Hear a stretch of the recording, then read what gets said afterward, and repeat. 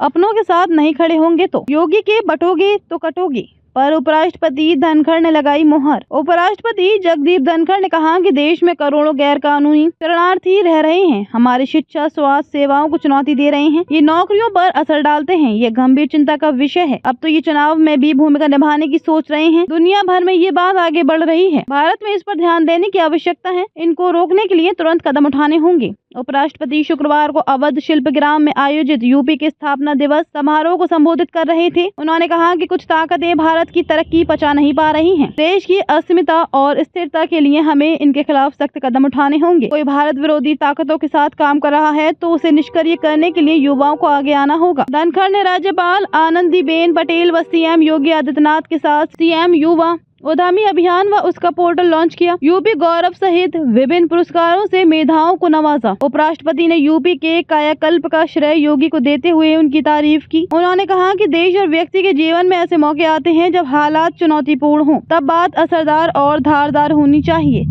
बात से संकेत नहीं, स्पष्ट संदेश देना होता है। योगी जी ने संदेश दिया, अपनों के साथ नहीं खड़े होंगे तो मौका आने पर आपके साथ कोई खड़ा नहीं होगा। हम एक नहीं होंगे तो उसके क्या दुष्परिणाम होंगे। इस विचार को पूरे देश ने समझा। उसके बाद परिणाम भी बदले। आज यूपी राजधर्म और जन केंद्रित शासन की प्रयोगशाला बन गया है। एक समय इसकी पहचान बीमारू राज्य की थी। आज कोई इसका जिक्र भी नहीं करता क्योंकि परिवर्तन का पहिया 180 डिग्री घूम चुका है। यूपी के राज्यपाल आनंदीबेन पटेल ने कहा कि विकास के क्षेत्र में यूपी देश में अग्रणी राज्य तो है ही, समूचे विश्व के लिए अपनी सांस्कृतिक मौलिकता के कारण भी आश्चर्य बना हुआ है। यूपी नवाचार में अग्रणी राज्य की भूमिका निभा रहा है। यूपी की असली शक्ति यहाँ के लोगों की कार्यकुशलता के साथ कठिन परिश्रम है। किसान, महिला, युवा, हर वर्ग विकास यात्रा का हिस्सा है। हर व्यक्ति को शिक्षा, स्वास्थ्य, आत्मनिर्भरता का समान अवसर मिले, ऐसा यूपी बनाने का हम संकल्प लें।